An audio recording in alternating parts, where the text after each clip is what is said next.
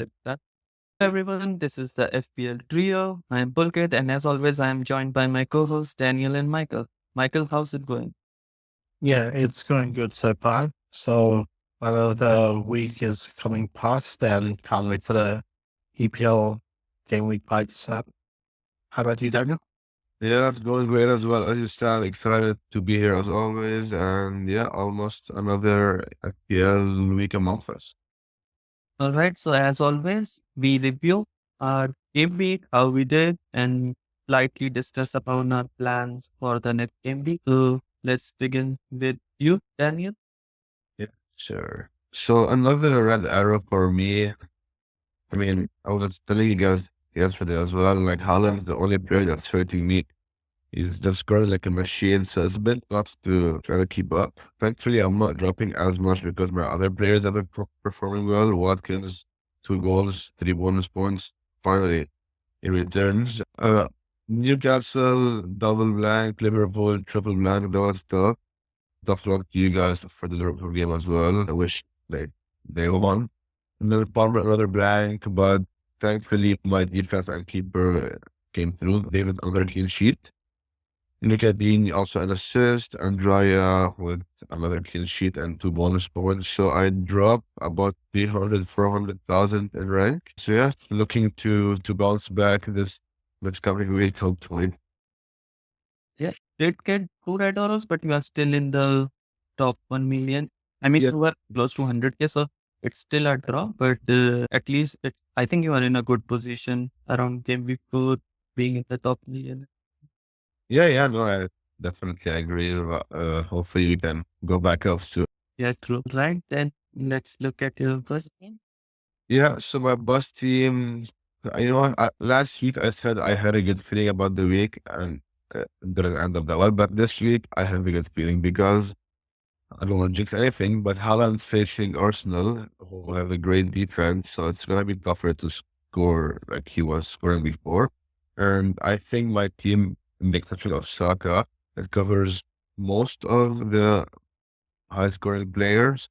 Not all, there's drop by drop and a couple others, but I'm feeling good. Hopefully, they can all get good returns.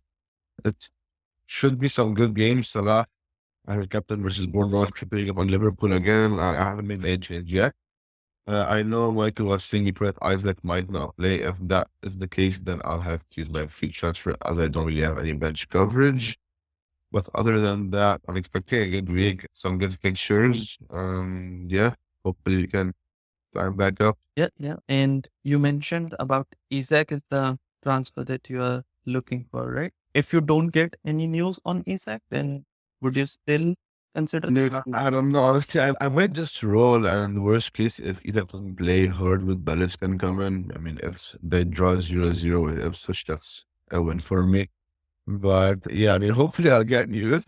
If not, I'll have to make a decision then. But leaning on the side of probably rolling. Okay. Who is basically the popular one to change for Isaac? Do you have anyone in mind? I don't know if you guys saw, but for Joe Pedro, for example, I mean, he was one I was considering. I think news came out that there was a training yesterday and he trained that he shouldn't have. So his fitness might still be uncertain for this coming game week. So I would monitor that. If not, I mean, I think people are going for Vardy, and he's someone also even spoke about in the preseason videos. He's someone to consider. And yeah, I wouldn't mind like downgrading. I know Havertz is a popular choice that I could have gone, but with study, actually, you know what? Havertz could be a good shot because after the City game this week, Arsenal have a great run of fixtures. So yeah, I would say probably Havertz, Vardy, or drop and draws. Because you mentioned that you are looking at the fixtures even after that one, especially for Harvard. Are you planning to wildcard later or not next week? Sorry. My plan was to wildcard around next week or the week after to fit in Holland, City players, Arsenal players. So yeah, that's something I'm thinking about, but not too much now. I'm just focusing on right now. But yeah, it's an option. It's a possibility. Okay.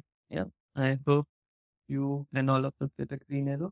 Let's continue with you, Michael. Yeah. So this past game week wasn't really that great overall. So in my defense slash goalkeepers, only leave Davis. That's good to see. there that he got a clean sheet. So at least we can see some defensive points coming from Ipswich. In my midfield, everyone blanked, unfortunately, even my captain, Salah. And in my forwards, well, thankfully, this was the only shining light, was that I bought Watkins when everyone sold him off and he got 13. Maybe I should have swapped the C with the B there. So he should have been captain, but again, we can't win it off. And I had mid-throw, I chose the wrong one, forward player, chose Muniz instead, and that sort of killed off my, not killed off my week, but also summed my week at the same time. But yeah, not a great week. Yeah, but your move was actually quite good with Watkins. You basically brought him at exactly the right time when he delivered. Yeah, so I think this season compared to last season is that I'm bringing in the players at the exact right time, but I'm not picking the right captains like last season. So that needs to meet more balance for me. Yeah. And what's your read on Eze? I mean, last week he was quite popular, and I to be honest, I was afraid of him falling, but then again, he ended up not. I mean, there was quite a few chances for Eze last game weeks.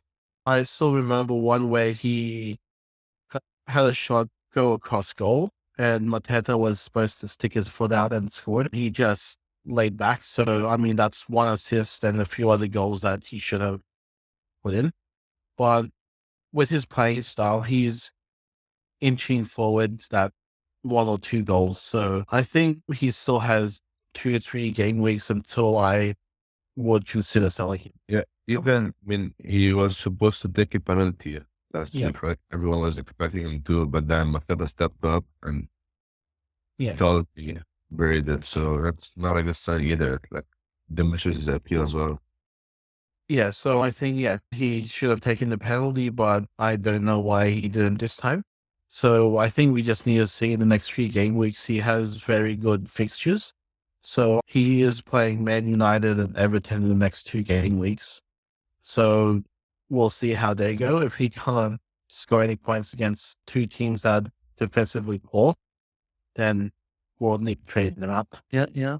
I'm glad that you brought it up with the penalty. I think the narrative that came out of it was that Eze, like first the narrative was that Eze was not feeling it because it was too late in the game. It was a high pressure penalty situation. But later there were some video clips where Mateta and Eze had a discussion around the box and Mateta was like, I'm not giving the penalty to anyone. And he basically took it. So there is a possibility that Eze starts taking those low pressure penalties when they are like 2 or 3 goals high and then Eze takes it. But I personally, I feel when Mateta could take the penalty when they were 2-1 down at 95th, 94th minute and so calmly slotted in, I think Eze is very unlikely to take it from here on. Was it Mateta who won the penalty or you don't know? No, I don't think he won it. He didn't even win it.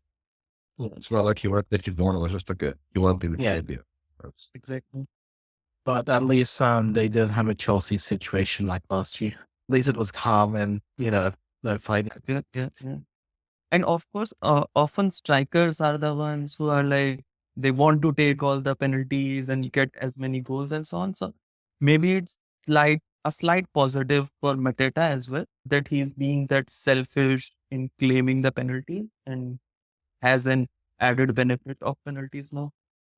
Yeah. All right, then let's look at your bus team. Yeah. So with my bus team, there's going to be a lot of changes coming out of this. But basically Henderson, Trent. So the 3 players that are definitely going to be in my team is Henderson, Trent, Davis, Palmer, Salah, Eze, and Watkins.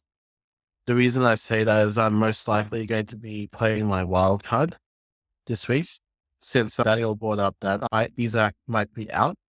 Muniz is not, confident with his play and he might be benched, while Castigan is also benched. So if I do have any other issues that come up in my starting lineup, I won't have any subs to come on. So I'll probably be wildcarding later on in the week, just before deadline, just to make sure I have a good enough bench for the next 3 weeks. Do you have a set wildcard team or you're still tinkering with it? I sort of have a set wildcard team where I'm going to have Saliba and Gabriel as my defenders. I know they're playing Man City, but if we looked at last season in that first game, 0-0. 0-0, and Arsenal just played well defensively, stopped Haaland, Foden and all those attacking Man City players. And I think that shouldn't be the same here. They had a few scares in the first 2 games against Aston Villa, especially where Watkins could have scored 2-3 goals. But against Tottenham, they seem to be more defensively, like they had more confidence defensively. So I can see them taking that confidence against a highly rated Man City team and possibly have a 0-0 draw or 1 or 2 will win. Yeah, that's dope. Like it. Yeah. I've been telling you guys to win the Man City all day long. Yeah.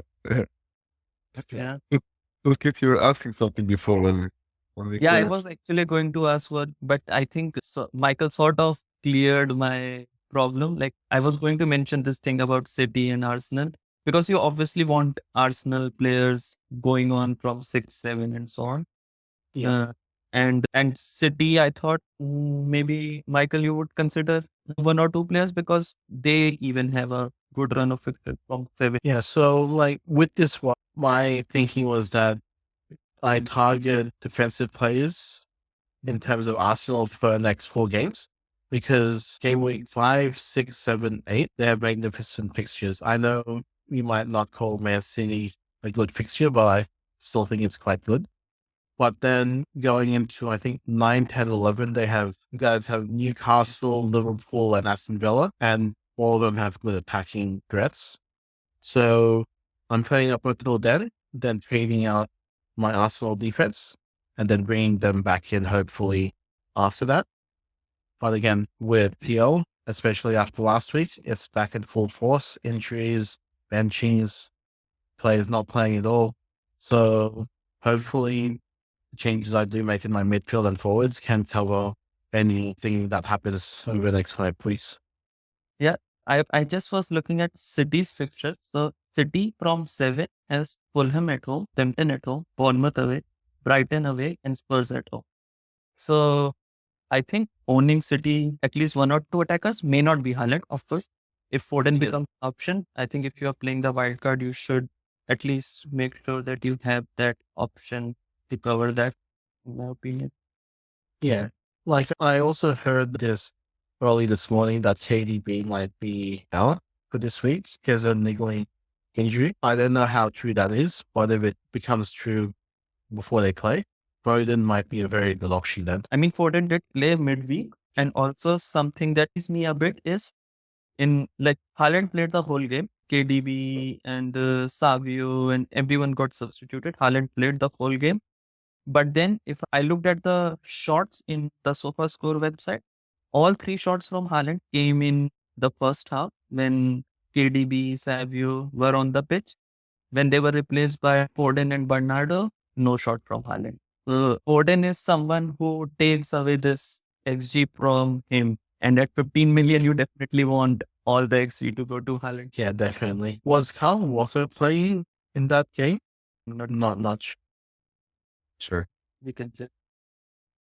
But another thing I wanted to ask you, Michael, if I look at your team, like the bench players, of course, they may not play with Isak and doubt, but the 11 are not like wildcard worthy bad, right? They are still, all of them look good, to be honest. Yeah, for the 11, I mean, Michael Lenko and Byrne is probably the 2 that are the weakest links, but Gordon is probably the one that I'm really concerned about because he's only had 1 return in the last 4 games. And he's had 2 home games already. No, so 1 home game and 3 away games, I think it is.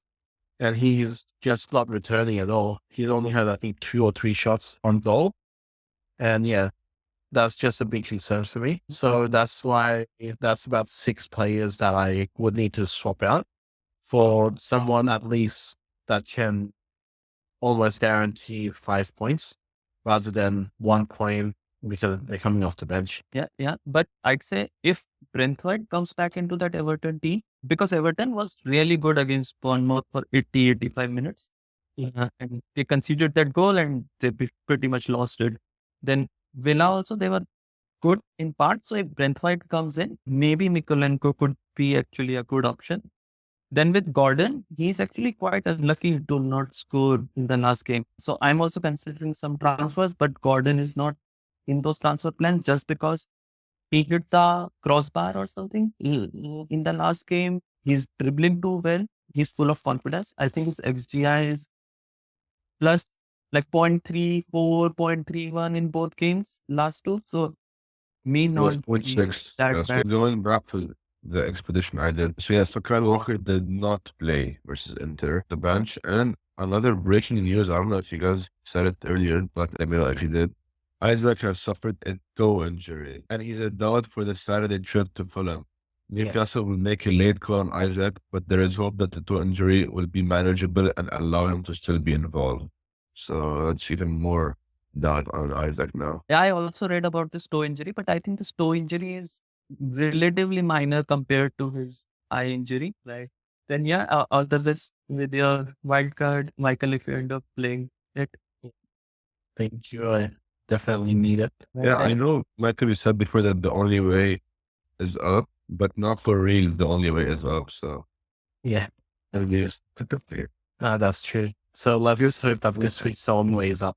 Right, then let's look at my team. So Henderson again showed a glimmer of hope in the last game week 3 with 4 points, but again back to his usual best 1 pointer. Then Robinson is a very unlucky one. The clean sheet was almost logged, and at 95th minute conceded that goal to West Ham. Then Trent with the 1 pointer, the most heartbreaking one with Nottingham Forest winning the game. Of course, as Liverpool fan, I did expect this game to be cagey, to be honest. And when we were doing our threads on Twitter, I predicted the scoreline of 2-1, but I also wrote that this can really be a close match because Forest had great defensive data. And our assumption, which was quite valid, was that Forest had not played any great team till then. But now they played Liverpool, and it was not completely Liverpool who were bad. They were not good at scoring those chances after creating them, but Forest were really, really good. They had a great game. So maybe Forest could be the team to consider in defense at some point and not the team to target as well, maybe. Then Poro again, Plant 2 points, Rogers 2 points, Salah 2 points, ESR only player to return in the midfield and in the forward, the one man who has been carrying the team for so long, Captain Haaland. I was not too sure of who I should captain because the only thing I was sure of was I didn't want to captain Salah because I had this feeling about the Forest game not being too open. So other than Salah, I didn't have a player who I could captain. So just by default went with Haaland and glad that he delivered again. 9 goals in 4 games. He's on a crazy run at the moment. Let's see how it goes now.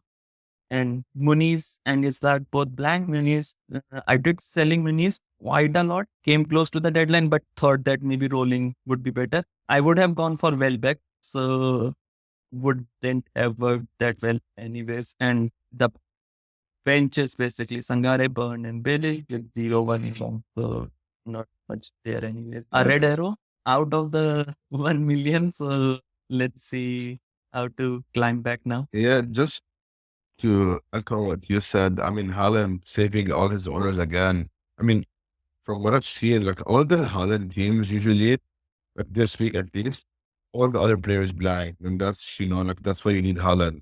And I'm thinking in a different world, Haaland does not score 9 goals in 7 games. 'Cause that's obviously absurd. I think non-Haaland owners have been, like, I would say, super unlucky because I think I'd be flying right now, and I'm sure Michael would be much higher as well if it wasn't for Haaland because he single-handedly brings our score down every week. with his phenomenal goal scoring.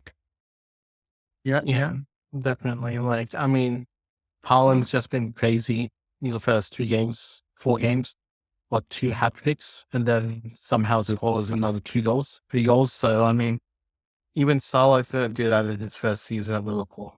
It's just Yeah. amazing. Yeah, I mean, if you kind of even expect someone to do something like this, I think it's only Haaland who can do something like this. Like, even after he scoring back-to-back hat-tricks, scoring 9 goals in 4 games, you wouldn't say that there was no chance he was going to do this. Like, there was always some chance that he can do this. And would he's someone you wouldn't be surprised. Like, for your sake, Daniel, I don't want it to happen, but if he goes and score a brace against Arsenal as well, like, Yeah, he's nice. someone who wouldn't put you in surprise there as well. And of course, with Haaland teams, yeah, most of the weight is carried by Haaland.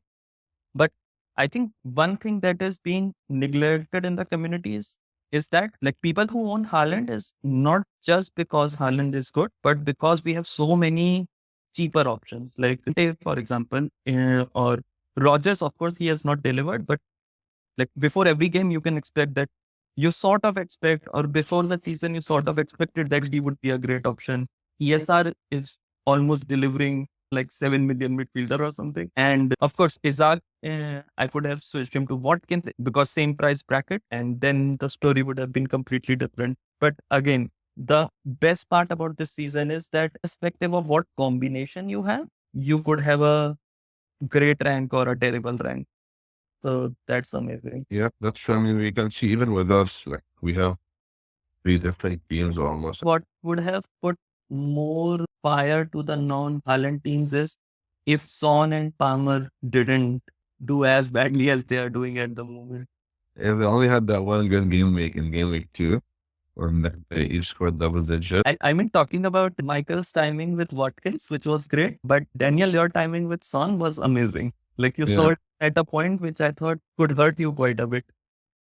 but yeah, but thankfully he didn't. So let's hope let's keep doing some of those if Holland comes down. I mean, I'll think of getting Holland eventually, but let him calm down for a few game weeks. All right, then let's look at my bus team. Didn't change too much, or not at all.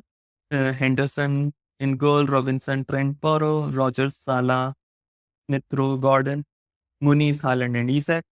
I have 2 transfers because I rolled last week, so I'm potentially considering selling out Isaac and Muniz. Isaac with the injury and not really delivering that much, and I am looking at Watkins. So Isaac looks like the best way to get to Watkins quite easily. And then Muniz, because he is not nailed anymore, he's not delivering, so no point just holding on to him. Even the fixture is not as great. It's not bad, but it's not great even. For Muniz, Watkins probably for Isaac, right? Now for Muniz, who are like your top options. For Muniz, I am considering Vardy as an option. Calvert-Lewin, I was considering, but I read somewhere that he has this illness, and even in Everton's team, there is some illness going on. So probably not. But As yeah, I a saw, fun, sorry to cut you off, okay, but I just saw an update that Dominic Calvert-Lewin returned to training, so he's good. yeah, then maybe Dominic Calvert-Lewin is definitely up the radar. But as a punt, I was actually also considering Zirkzee from Manchester United. He plays Palace, not the perfect week, but I think Palace is conceding goals. Last week, I think they had around 2 XGA or something, and even the week before that, 2.4 or something against Chelsea. So, and Zirkzee's data, if you look at it, it's amazing. I think he has an XGI of 1 plus in both the last 2 games, somewhere around that. And another reason is that I'm almost sure that I might play the wild card in game week 6. So I really want to just punt on someone, and Zirkzee feel that kind of differential. Yeah, good point. But don't forget that even when you wildcard your transfers, you keep your transfers. But Yeah. a nice couple of week ones, Zirkzee, he could be an option. I think he'd be a good differential. I don't think he's that high owned. Yeah, yeah. But yeah, otherwise, I don't think anyone else. I mean, if you are getting in attackers, the teams to target at the moment are Southampton and Everton. They have consistently poor XGA at the moment.